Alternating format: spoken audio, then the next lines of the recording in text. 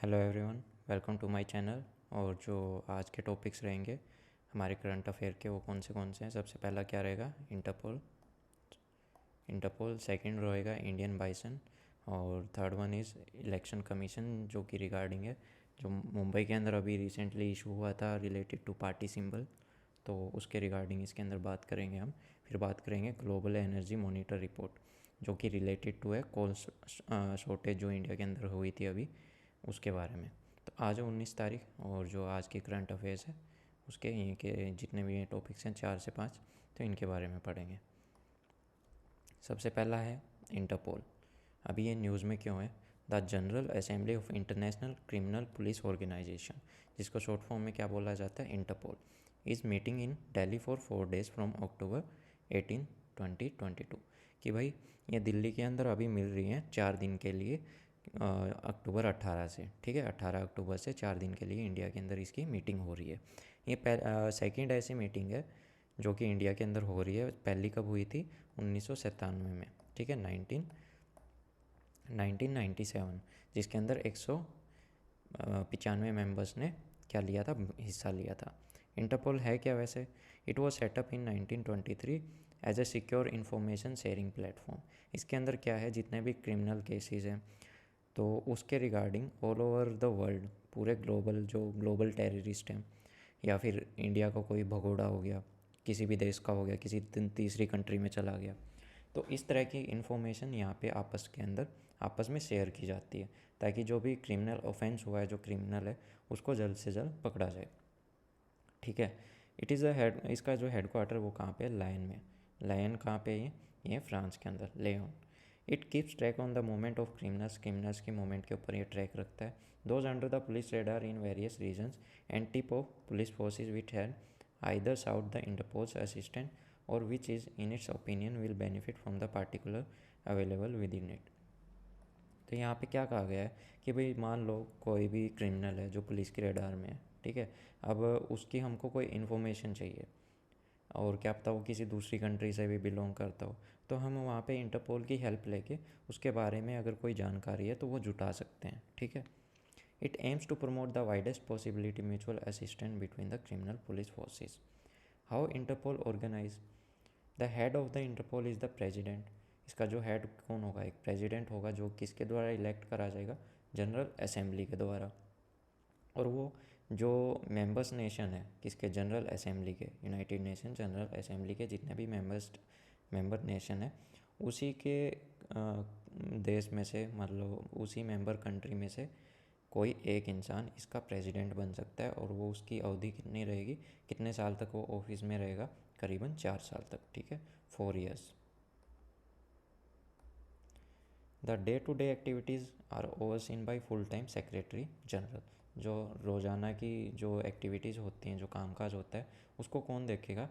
वहाँ का जो फुल टाइम जनरल सेक्रेटरी रहेगा वो देखेगा। वो भी किसके द्वारा इलेक्ट किया जाता है? जनरल असेंबली के द्वारा, जो कि 5 साल के लिए इलेक्ट किया जाता है, फॉर 5 years, ठीक है। The General assembly lay down the policy for execution by its secretariat, which has several specialized directors for cybercrime, terrorism, drug trafficking, financial crimes, जैसे कि विजय माल्या, नीरव मोदी, भगोड़े हो रखे ना, इन्होंने क्या करा? देश की पैसे लोन वगैरह लिए और देश छोड़ के भाग गए, तो ये आते किसके अंदर? फाइनेंशियल क्राइम्स के अंदर। फिर एनवायरमेंटल क्राइम, ह्यूमन ट्रैफिकिंग, लोगों की खरीद फरोख्त करना, ठीक है। Every member country is the interpose face in that country. जो भी कंट्री है उसकी जो टॉप मोस्ट इन्वेस्टिगेटिंग एजेंसी होती है, वो क्या करती है ना, वो रिप्रेजेंट करती है किसी भी कंट्री की। मान लो अपनी कंट्री की जो टॉप मोस्ट इन्वेस्टिगेशन एजेंसी वो कौन सी है? सीबीआई, ठीक है। तो इंडिया की तरफ से इंटरपोल को कौन रिप्रेजेंट करता है? सीबीआई रिप्रेजेंट करता है, ठीक है। तो जो टॉप मोस्ट प्रायोरिटी रहेगी वो क्या होगी? इन क्राइम्स के अंदर जो भी भगोड़े हैं उनके लिए इंफॉर्मेशन जुटाना या फिर उनके खिलाफ़ कोई भी कार्रवाई करना, वो किसकी मदद से होती है? इंटरपोल की मदद से। All contact of countries law enforcement agency with Interpol is through highest investigation body of that land. तो यहाँ पे हमने बात करी ली सीबीआई की। Central bureau of investigation assumes this role in India. India के अंदर इंटरपोल का रोल कौन अदा करता है? CBI. with one of its senior officer heading its executive interviewing the national central bureau, कि भाई जो इसका कोई सीनियर ऑफिसर है वो इसको लीड करता है, ठीक है, वो इसका हेड रहता है इंडिया के अंदर, जो जिसका काम क्या करता है, जितने भी ये पूरी वर्ल्ड बॉडी हैं, जितने भी इंटरपोल्स की, जितने दूसरी CBI की तरह जितने भी इन्वेस्टिगेशन एजेंसीज हैं, उनके साथ में क्या करते हैं, इन्फॉर्मेशन को शेयर करते हैं।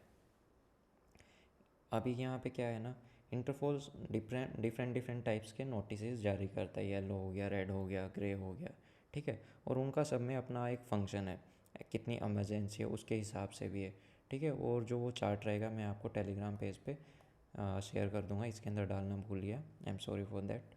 तो आप वहाँ से जाके उसको देख सकते हैं, और इसकी क्लास की ना PDF भी आपको टेलीग्राम पेज के ऊपर मिल जाएगी, जिसका डिस्क्रिप्शन के अंदर लिंक मिल जाएगा। तो बात करते हैं फिर इसके जो नोटिस हैं, are the international request for cooperation और alert allowing police in member country to share critical crime related information.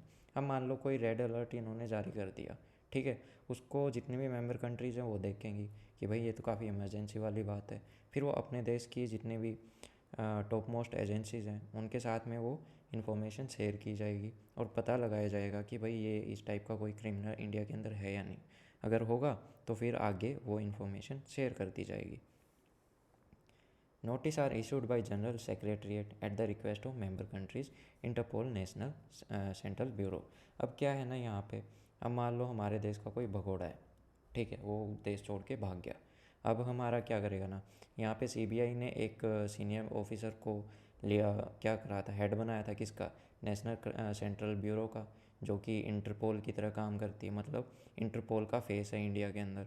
अब हम किसको, इसको देंगे, ठीक है, वो इन्फॉर्मेशन नेशनल सेंट्रल ब्यूरो को, इस ऑफिसर को, और ये क्या करेगा, उस इन्फॉर्मेशन को लेके जाएगा जनरल सेक्रेटरीट के पास में, जो कि इंटरपोल का डे टू डे काम देखता है, ठीक है, और फिर वो उस इन्फॉर्मेशन को, जो भी उनका डेटा है इंटरपोल का, उसके डेटाबेस के अंदर उसको डाल देगा, फिर वहाँ से जितने भी मेंबर कंट्रीज़ हैं उस डेटा को देख के अपनी आगे की कार्रवाई स्टार्ट कर देंगे, ठीक है।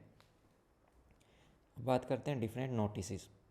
नोटिस कैन आल्सो भी use by United Nations, United Nation के द्वारा भी नोटिस को यूज़ करे जा सकते हैं, ठीक है, इसके, या फिर international criminal tribunals and their international criminal court to seek the person wanted for the committing crimes within their jurisdiction, notably genocide, war crime, crime against humanity. तो यहाँ पे क्या कहा गया है ना, कि एक केवल मेंबर कंट्री ही इनको, ये जितने भी नोटिस हैं वो नहीं डाल सकती, मतलब केवल वही नहीं डाल सकती जो कि दूसरी, जैसे कि यूनाइटेड नेशन हो गया, ठीक है, इंटरनेशनल कोर्ट हो गया, क्रिमिनल कोर्ट, ये भी ऐसे नोटिस जारी कर सकते हैं, किसके थ्रू, इंटरपोल के थ्रू, कि भाई ये बंदा, इसने है ना वार क्राइम्स किए हैं, ठीक है, कि इसको उठा के लेके आओ।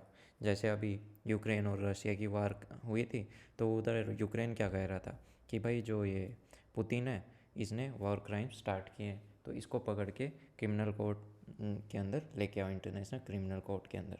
तो वो इंटरनेशनल क्रिमिनल कोर्ट के अंदर अपील डाल रहे थे कि भाई इसको हाजिर किया जाए, ठीक है।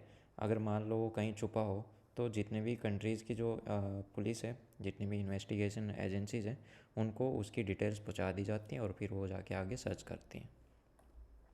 नेक्स्ट टॉपिक है हमारा इलेक्शन कमीशन का, ये क्यों न्यूज़ में है। Election commission allotted the 2 sword and a shield, ये एक सिंबल था जो कि किसको अलॉट किया गया, महाराष्ट्र चीफ मिनिस्टर एकनाथ शिंदे को, ठीक है, जिसकी वजह से जो शिवसेना के अंदर है ना, इनकी थोड़ी खींचतान हो गई, जो कि अभी आगे आने वाले इलेक्शंस के लिए था। अभी बात करते हैं इलेक्शन सिंबल के बारे में, उसका रिजर्वेशन और अलॉटमेंट कैसे होता है, ठीक है। The election symbol reservation and allotment order 1968 empowers the election commission to recognize political parties and allot symbols, कि भाई इलेक्शन कमीशन को ये पावर देता है कि भाई किसी भी पॉलिटिकल पार्टी को रिकॉग्नाइज किया जाए, ठीक है, और उनको कोई सिंबल अलॉट किया जाए। What are the key points related to election symbol. The election और द इलेक्टोरल और election symbol is a symbolize symbol, standardize symbol allotted to a political party, कि भाई एक तरह का सिंबल है, एक निशान चिन्ह है जो किसी पॉलिटिकल पार्टी को दिया जाता है, और वही चिन्ह आपको, वही निशान या फिर वही मोहर कहाँ पे मिलेगी आपको, इलेक्ट्रिक वोटिंग मशीन के ऊपर छपी हुई मिलेगी, ठीक है। और ये दिया क्यों जाता है बेसिकली, अब मान लो इंडिया के अंदर काफ़ी 25% के अराउंड इंडिया के अंदर आज भी अनपढ़ लोग हैं, हमने लास्ट ही क्लास के अंदर बात किया गया था, है ना, बात की थी इसमें। तो इलिटरेट पीपल्स हैं, उनको कैसे पता चलेगा, वो नाम तो पढ़ नहीं सकते, या तो वो फ़ोटो देख के पहचान लें वहाँ पे। अब क्या पता फ़ोटो भी थोड़ी सी छोटी हो, ना समझ में आ रही हो, तो फिर वो क्या करेंगे, वो उस सिंबल को पहचान लेंगे कि भाई ठीक है हमारी ये पार्टी थी ABC, और ए का ये वाला सिंबल था, बी का ये वाला था, तो उनको ए को देना है तो इस सिंबल को पहचान लेंगे और इस पर अपना बटन दबा देंगे, ठीक है। तो उनके लिए ये जारी किया जाता है। इन 1960 के अंदर it was propose that the regulation, reservation and allotment of electoral symbol should be done through a parliament law, कि भाई पार्लियामेंट के लॉ के द्वारा इसको किसी भी पार्टी को ऐसे सिंबल्स को दिया जाएगा, या फिर इससे रिलेटेड जो भी सिचुएशन होंगी उनको रेगुलेट किया जाएगा। उनके सिंबल्स को रिजर्व करना ये भी इस लॉ के अधीन ही होगा, ठीक है। किसी भी पार्टी को अलॉट करना सिंबल, उनको सिंबल प्रोवाइड करना, वो भी पार्लियामेंट के लॉ के अधीन ही होगा, और जो कि था सिंबल ऑर्डर, ठीक है। In a response to this proposal, election commission of India stated that the recognisation of party political party is supervised by the provision of electoral symbol order 1968, कि भाई इस ऑर्डर के तहत ही हम किसी भी पॉलिटिकल पार्टी को रिकॉग्नाइज करेंगे और फिर उसको इलेक्टोरल सिंबल उनका चिन्ह दिया जाएगा, अलॉट किया जाएगा। Election commission registers political parties for the purpose of election, ठीक है।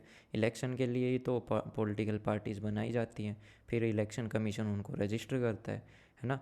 फिर उनको भाई नेशनल पार्टी है या स्टेट पार्टी का दर्जा देना है, वो डिसाइड किया जाता है उनकी पोल की परफॉर्मेंस, कि उनको कितने % इलेक्शन के अंदर क्या मिले हैं, वोटिंग मिली है ना, या फिर कम मिली है या ज़्यादा मिली है, कितनी सीट वो जीते हैं। तो इसका एक क्राइटेरिया है जिसके बेस पे पार्टी को नेशनल या फिर स्टेट पार्टी का दर्जा दिया जाता है। इसके ऊपर मैं बेसिकली क्लास बना चुका हूँ पॉलिटी के अंदर, आप चाहो तो मेरी प्लेलिस्ट के अंदर जाके उस चैप्टर को कवर कर सकते हो, तो फिर आपको और इजीली ये समझ में आ जाएगा। The recognition determines their right to certain privileges. अब कोई पार्टी को नेशनल पार्टी का दर्जा मिल गया है ना, या फिर स्टेट पार्टी का दर्जा मिल गया, तो उसको है ना कुछ बेनिफिट्स मिल जाएंगे उसके लिए, ठीक है। उनका जो पार्टी सिंबल है वो रिजर्व हो जाएगा, ठीक है। उनको टीवी पे ब्रॉडकास्ट करने की थोड़ी सी और छूट मिल जाएगी, रेडियो स्टेशन पे वो ब्रॉडकास्ट करवा सकते हैं। और जो इलेक्टोरल बॉन्ड्स हैं या सॉरी इलेक्टोरल रोल्स हैं जिनके ऊपर अपनी फ़ोटो और नाम छप के आते हैं ना, वो भी उनको अलॉट हो जाएंगी। तो इस तरह के कुछ राइट्स हैं, कुछ प्रिविलेजेस हैं जो इनको मिलते हैं, और ऊपर से जो अमाउंट ये खर्च कर सकते हैं इलेक्शन के ऊपर, तो वो उसके भी इनको काफ़ी ज़्यादा बेनिफिट मिलते हैं।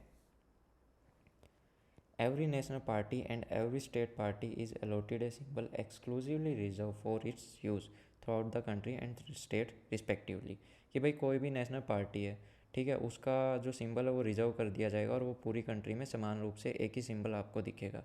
ऐसे ही कोई स्टेट पार्टी है तो उसका भी सिंबल, अगर वो स्टेट पार्टी की जितने भी नॉर्म्स हैं उसको कंप्लीट करती है, तो फिर है ना उसको उसका सिंबल भी रिजर्व कर दिया जाएगा, ठीक है। और जितने भी डिस्ट्रिक्ट्स हैं स्टेट की, सभी के अंदर आपको सेम सिंबल दिखेगा। आपने देखा होगा कांग्रेस का जो सिंबल है all over the country same है, ठीक है, क्योंकि एक नेशनल पार्टी है। Same thing BJP. तो ऐसी जितनी भी पार्टीज़ हैं ना, उन वो सारी नेशनल पार्टी है और उनको ये बेनिफिट्स मिलते हैं। इलेक्शन सिंबल रिजर्वेशन ऑर्डर 1968, ठीक है, जो ये यहाँ पे था, इसके बारे में अभी पढ़ते हैं, जो ये वाला था।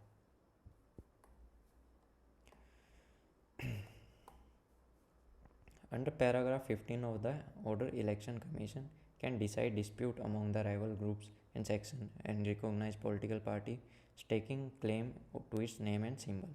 अब क्या है ना, कई पार्टीज़ के अंदर कोई बट जाती हैं पार्टी, मान लो बाप बेटा पहले सेम पार्टी में थे, बेटा अलग हो गया, बाप अलग हो गया, अब उनको पार्टी का नाम भी सेम चाहिए या फिर उनको सिंबल भी सेम चाहिए, तो उनकी आपस में मतभेद हो गए, ठीक है, दोनों लड़ने लग गए। तो इसके ऊपर जो भी डिसीजन लिया जाएगा उसका वो किस ऑर्डर के तहत लिया जाएगा, जो पैराग्राफ 15 है, ठीक है। इलेक्शन कमीशन के ऑर्डर नंबर जो ये ऑर्डर 1968 है उसके अधीन में जितने भी जो भी नॉर्म्स दिए गए हैं वहाँ पे लिखा गया है उसके हिसाब से इसको डिसाइड किया जाएगा, ठीक है। जो भी उनका डिस्प्यूट होगा वो उसके हिसाब से क्या है ना सही से डिसाइड किया जाएगा। Election commission is the only authority to decide issues on dispute on the merger under the order. The Supreme Court upheld its validity in Sadiq Ali and another versus Election Commission of India in 1971.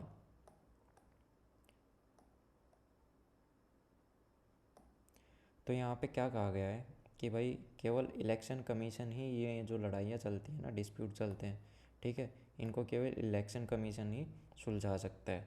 आप है ना मुंह उठा के supreme court में नहीं जा सकते, ठीक है, कि भाई इलेक्शन कमीशन ने हमारा ये डिसीजन लिया है अब हम अपील डाल रहे हैं, तो वो सीन नहीं चलेगा। ये बिल्कुल साफ़ कर दिया था सुप्रीम कोर्ट में कौन सा केस के अधीन, सादिक अली और another versus election commission of India 1971 का जो केस था उसके अंदर इस जो लॉ की वैलिडिटी को सही करार दिया था सुप्रीम कोर्ट ने कि हाँ भाई जो इसमें गवर्निंग बॉडी है, जो टॉप मोस्ट बॉडी रहेगी वो इलेक्शन कमीशन ही रहेगी, वही डिसाइड करेगा। और आज तक सिर्फ इन्हीं की बात मानते आए हैं, मतलब जितने भी MP MLAs हैं जिनको ये पंगा होता है कि भाई हमारी पार्टी का ये सिंबल होना चाहिए या फिर ये नाम होना चाहिए, फिर उनका डिस्प्यूट हो जाता है तो वहाँ पे यहीं फिर रिजोल्व कराता है। ऊपर से इलेक्शन कमीशन इनको कई बार वार्निंग भी देता है कि या तो आप ऐसे मान लो, फिर भी नहीं मानते हैं तो फिर ये अपना आगे की कार्रवाई करना स्टार्ट कर देता है। Before 1968 the election commission issues notification executive orders under the court of election conduct of election rule 1961। तो यहाँ पे यही सब बताया गया है कि नेशनल पार्टी और जो स्टेट पार्टी का स्टेटस है वो उनकी परफॉर्मेंस पे दिया जाता है सेंट्रल और स्टेट इलेक्शन के बेसिस पे। अब बात करते हैं इंडियन बाइसन की, जो ये भैंसा होता है ना इंडिया में मोस्टली आपने देखा ही होगा। तो श्रीलंका ने इंडिया को पूछा है, इंडिया से कहा है कि आप 6 इंडियन बाइसन्स को इंट्रोड्यूस कर दीजिए आइलैंड पे, मतलब उनके देश में जहाँ पे एक्सटिंक्ट हो चुके हैं, ख़त्म हो चुके हैं 17वीं सदी के एंड तक आते आते। If the project is cleared it would be the first such agreement between India and Sri Lanka. अगर ये प्रोजेक्ट क्लियर हो गया तो ये पहला ऐसा प्रोजेक्ट रहेगा इंडिया और श्रीलंका के लिए। अब देखो इसका नाम आ गया ना, अब ये हो गया करंट अफेयर का मोस्ट इंपॉर्टेंट क्वेश्चन, ठीक है, इंडियन बाइसन। अब बात क्या है ना, इस पर कुछ भी पूछा जा सकता है, इनका संख्या कितनी है, एंडेंजर्ड है या नहीं, कौन सी कैटेगरी में आते हैं, कहाँ कहाँ पाए जाते हैं, तो इस तरह के क्वेश्चन अब यहाँ से उठ सकते हैं। ओके, द इंडियन बाइसर और गोर, इसको गोर भी बोला जाता है, एक तरह के सबसे टालेस्ट स्पीसीज़ है वाइल्ड कैटल्स के अंदर जो कि इंडिया में पाई जाती हैं, ठीक है। देर आर अबाउट 13,000 से 30,000 इंडिया के अंदर, सॉरी वर्ल्ड के अंदर है, जिसमें से 80% पॉपुलेशन इसकी इंडिया के अंदर ही है। The first ever population estimation exercise of Indian gaur carried out in Nilgiri forest division, कि भाई इंडिया के अंदर जो इनकी काउंटिंग सबसे पहले स्टार्ट हुई थी वो कहाँ कौन से एरिया के अंदर स्टार्ट करी गई थी, जो नीलगिरी फॉरेस्ट डिवीज़न है वहाँ पे फरवरी 2020 के अंदर। और तब वहाँ पे कितने गोस निकल के आए थे, कितने ये कैटल्स निकल के आए थे, करीबन 2000। आप देख सकते हो बड़ा ही पहलवान है भाई। ज्योग्राफी के हिसाब से देखें तो it is the native to south and south east Asia, वहाँ का ये नेटिव है, मोस्टली वहाँ पे भी पाया जाता है। In India they are very much prevalent in Western Ghats के अंदर इनकी ज़्यादा संख्या है, ठीक है।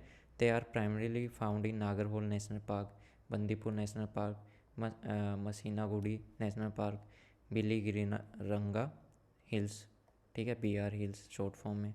और ये कहाँ पे, बर्मा और थाईलैंड के अंदर भी पाया जाता है। हैबिटेट की बात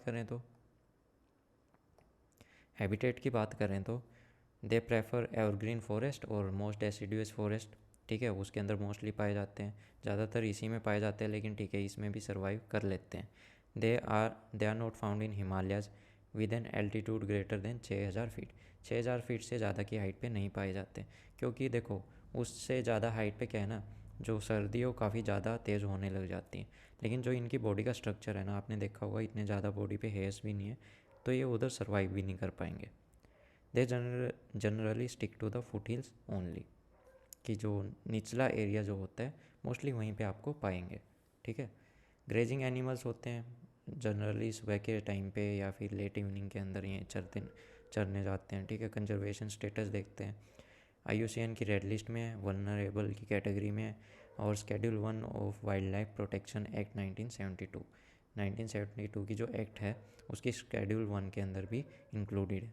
थ्रेट की बात करें तो फूड स्कैर्सिटी, भाई जितने भी हम पेड़ वगैरह काटते जा रहे हैं ना, उसकी वजह से खाने की कमी हो जा रही है, या फिर कोई बाहर की प्लांट स्पीसीज़ कोई दूसरी जगह का पौधा किसी तीसरी जगह पहुंच जाए तो वहाँ का है ना वो एलियन स्पीसीज़ कहलाएगा, ठीक है, जो कि वहाँ की थी नहीं, और फिर वहाँ पे उसकी पैदावार ज़्यादा हो जाए तो उस वजह से जो ये खाते थे ना, वो जो चीज़ ये पहले चरते थे वो तो ख़त्म हो जाएगी, और उस वजह से खाने की कमी हो जाएगी, और उसकी वजह से इनका नंबर भी डिक्रीज़ होना स्टार्ट हो जाएगा।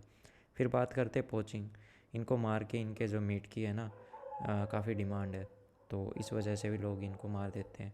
डिफॉरेस्टेशन, जितने भी जंगल वगैरह हैं उनकी कमी होने की वजह से, और जितने भी कमर्शियल प्लांटेशन, जितनी भी बड़ी बड़ी फैक्ट्रियाँ लग रही हैं उस वजह से भी जंगल ख़त्म हो जा रहे हैं, तो इस वजह से इनकी जगह रहने की जगह ख़त्म हो गई। फिर ह्यूमन एनिमल कॉन्फ्लिक्ट, जगह की कमी होने की वजह से इंसान जंगल की तरफ घुसता जा रहा है और ये जंगल से बाहर आते जा रहे हैं, तो उनका आपस में भी कॉन्फ्लिक्ट हो जा रहा है, जिसमें से कभी इंसान मर जाता है तो कभी ये मर जाते हैं। अब बात करते हैं ग्लोबल एनर्जी मॉनिटरिंग रिपोर्ट, ठीक है। ये कोल फील्ड है, कोयले की खदान, देख लो अंदर से। According to global energy monitor report, India's coal mines are severely underutilized amid push for new ones. The GEM इसको शॉर्ट फॉर्म में बोलेंगे, GEM is a firm that track fuel sources utilization global। ये एक तरह की firm है जो कि ये चेक करती है कि पूरे वर्ल्ड के अंदर जो ये फ्यूल की सोर्स है, जैसे कि कोयले से भी हम क्या करते हैं, एनर्जी उत्पादन करते हैं, ठीक है, या इलेक्ट्रिसिटी उत्पादन करते हैं, या फिर ये हो गया पेट्रोल हो गया, डीजल हो गया, इन सब के ऊपर है ना इनकी काफ़ी नज़र रहती है, फॉसल फ्यूल्स के अंदर इनकी काफ़ी नज़र रहती है, ठीक है। तो उसके बेस पे ये है ना डेटा इकट्ठा करते हैं और अपनी रिपोर्ट्स वगैरह बनाते हैं। इसका बैकग्राउंड देखते हैं।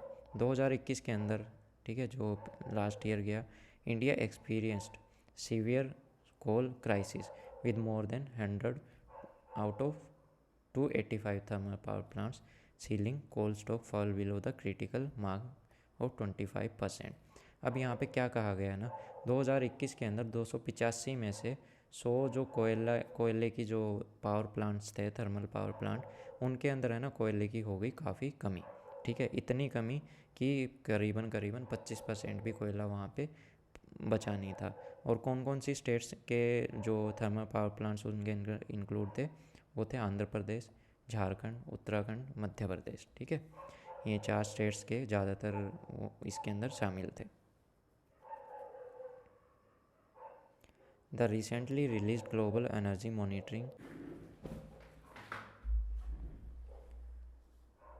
recently released global energy monitor report analyzed annual reports for coal india, ठीक है। ये एनुअली कोल इंडिया के ऊपर भी अपनी रिपोर्ट्स जारी करता है, the world's largest coal producer and its subsidiaries. अब बात करते हैं इसकी फाइंडिंग्स क्या है। New coal mines increasing risk of displacement, कि भाई इंडिया के अंदर अभी क्या है, 99 नए कोयले के जो प्लांट्स हैं वो अंडर प्रोजेक्ट हैं, ठीक है, बनाए जा रहे हैं। तो इस अगर जब ये कंप्लीट हो जाएंगे तो इंडिया की जो कोल की कैपेसिटी है, ठीक है, प्रोड्यूस करने की, तो वो कितनी बढ़ जाएगी, करीबन 427 million ton of coal annually, इतना कोयला वो निकालने लग जाएंगे। This is the despite India's pledge to achieve net zero emission. अब देखो हमने प्लेज तो ली थी, ठीक है, जिसके अंदर क्या था कि 2070 तक हम क्या है ना जो कार्बन के जो एमिशन है वो बिल्कुल ज़ीरो कर लेंगे। और ये किस उपलक्ष्य के अंदर ली गई थी, आप प्लीज़ मेरे को कमेंट सेक्शन के अंदर बताना, ठीक है। These projects will put 165 village, कि भाई 165 तो गांव, 87,630 फैमिली, इस जो ये 99 प्रोजेक्ट चल रहे हैं ना नए कोयले की जो खदान वगैरह वाले, तो इसकी वजह से ना इतने गांव तो खाली हो जाएंगे और इतनी फैमिलियाँ उसके रिस्क पे आ जाएंगी कि भाई इनको जगह अपनी छोड़नी पड़ सकती है, ठीक है। जिसमें से 41,508 फैमिली किससे बिलोंग करती हैं, स्केड्यूल ट्राइब से। अब स्केड्यूल ट्राइब का जिक्र है हमारी किसके अंदर, जो 12 स्केड्यूल है ना उनके अंदर, तो उसके अंदर कौन सी में आते हैं, 5th के अंदर। जो 5th शेड्यूल है वो रिलेटेड टू जो एडमिनिस्ट्रेशन है वो शेड्यूल ट्राइब से रिलेटेड उसके अंदर आते हैं। शेड्यूल का एरियाज़ और शेड्यूल ट्राइब का एडमिनिस्ट्रेशन कैसे चलाया जाए, ठीक है। तो थोड़ा सा ये ध्यान रखा करो, ऐसे ऐसे नाम आए ना तो इनसे रिलेटेड जो भी इंफॉर्मेशन आप अपने दिमाग के अंदर स्टोर करके रखते हो ना, तो उसको थोड़ा सा याद करने की कोशिश किया करो। कोल माइंस अंडर यूटिलाइज्ड दस unnecessary. Since India's coal mines use is heavily underutilized, so developing new projects merely fulfill temporary coal shortage is unnecessary. India's coal mine use only 2/3 of their capacity on average.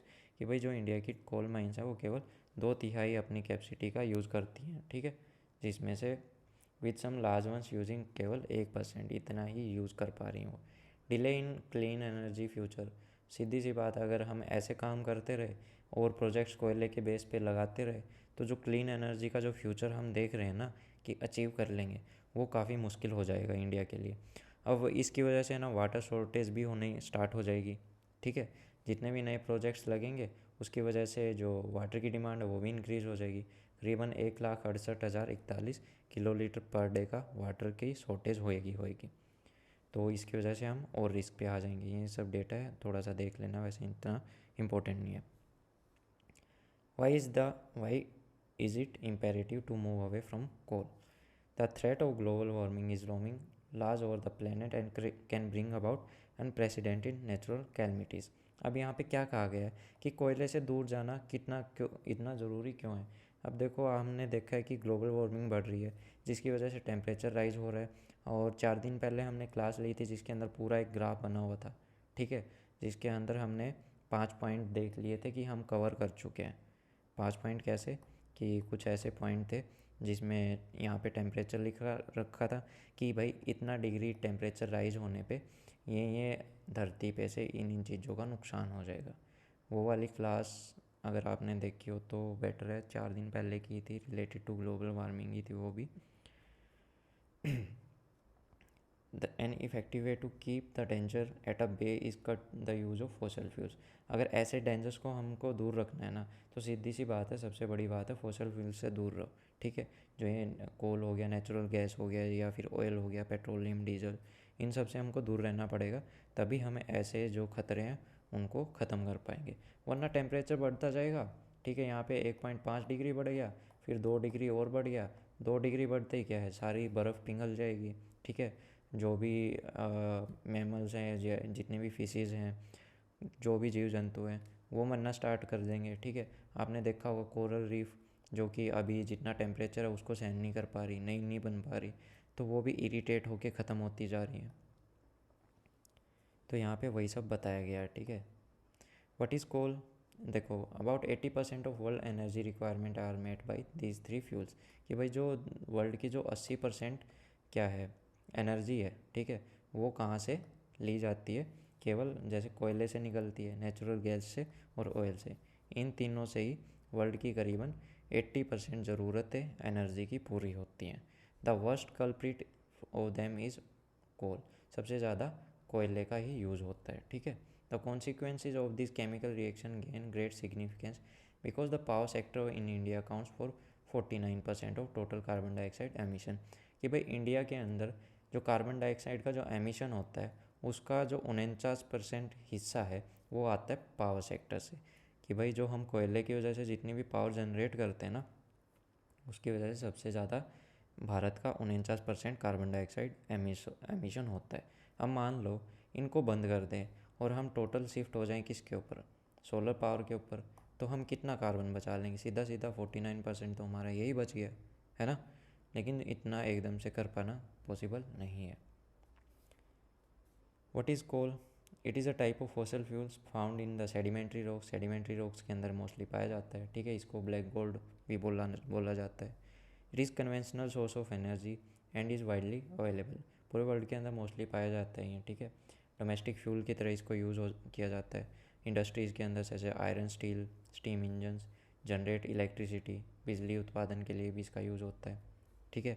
और कोयले से जो बिजली बनाई जाती है उसको क्या बोला जाता है, थर्मल पावर। क्या बोला जाता है उसको, थर्मल पावर।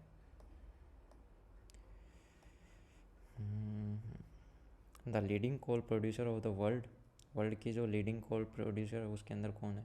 सबसे पहले यूएस, देन चाइना, फिर ऑस्ट्रेलिया, देन इंडोनेशिया और फिर 5th नंबर पे India. Distribution of coal in India, India के अंदर डिस्ट्रीब्यूशन ऑफ कोल जो 250 मिलियन साल पुराने हैं वो कौन से हैं? गोंडवाना कोल फील्ड्स, ओके, जिसके अंदर 90% 98% टोटल रिजर्व है इंडिया का।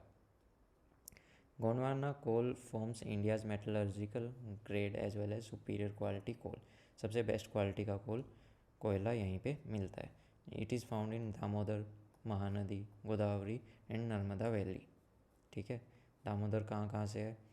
झारखंड, वेस्ट बंगाल से, तो ये आप देख लेना यहाँ पे। टर्सरी कोल फील्ड्स जो कि 15 से 60 मिलियन साल पुराने हैं। Carbon content is very low, इनके अंदर कार्बन कंटेंट काफ़ी कम होता है और मॉइस्चर और सल्फ़र की जो क्वांटिटी है वो काफ़ी ज़्यादा होती है। ठीक है, ये बेसिकली एक्स्ट्रा पेनिनसुलर रीजन्स के अंदर पाए जाते हैं, जिसके अंदर इंपॉर्टेंट एरियाज़ कौन से हैं? असम, मेघालय, नागालैंड, अरुणाचल प्रदेश, जम्मू कश्मीर, हिमालय जो फुटहिल्स है, लाइक फुटहिल्स मतलब जो निचला एरिया है हिमालयस का, जो जिसमें क्या आ गया? दार्जिलिंग आ गया वेस्ट बंगाल के अंदर, राजस्थान, उत्तर प्रदेश एंड केरला। क्लासिफिकेशन, कोयले को कितने भाग में डिवाइड कर रखा है? ठीक है, 1, 2, 3 और 4 भाग के अंदर इसको डिवाइड कर रखा है। ओके, तो सबसे पहले बात करते हैं एंथ्रासाइट की, जिसके अंदर कार्बन का कंटेंट कितना है? 80 से 90, मतलब 80 से 95%, जो कि काफ़ी कम मात्रा में पाया जाता है J&K में। फिर आता है बिटुमिनस, इसकी मात्रा में इसके अंदर कितना कंटेंट होता है? 60 से 80%। ये झारखंड, वेस्ट बंगाल, उड़ीसा, छत्तीसगढ़ और मध्य प्रदेश। लिग्नाइट आता है जो कहाँ पाया जाता है? राजस्थान, लखीमपुर, असम के अंदर और तमिलनाडु। और फिर लास्ट में आता है पीट, जो सबसे लो क्वालिटी का होता है, जिसके अंदर कार्बन कंटेंट कितना है? 40%। और ये एक तरह की पहली स्टेज है जहाँ पे जो वुड मटेरियल है, लकड़ी का जो चीज़ें हैं, वो पहली बार कोयले के अंदर कन्वर्ट होती है। फिर कोयले की जो क्वालिटी है वो बढ़ती जाएगी जब ये जितना पुराना होता जाएगा। ठीक है, अब मान लो ये यहाँ से यहाँ पे गया, फिर यहाँ से यहाँ पे, और देन फिर यहाँ से यहाँ पे। ठीक है, तो ये थी आज की क्लास।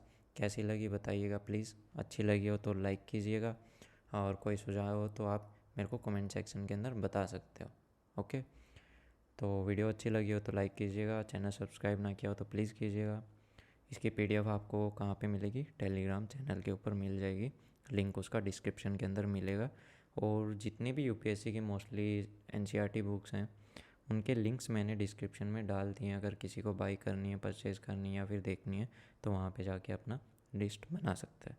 तो thank you, have a nice day.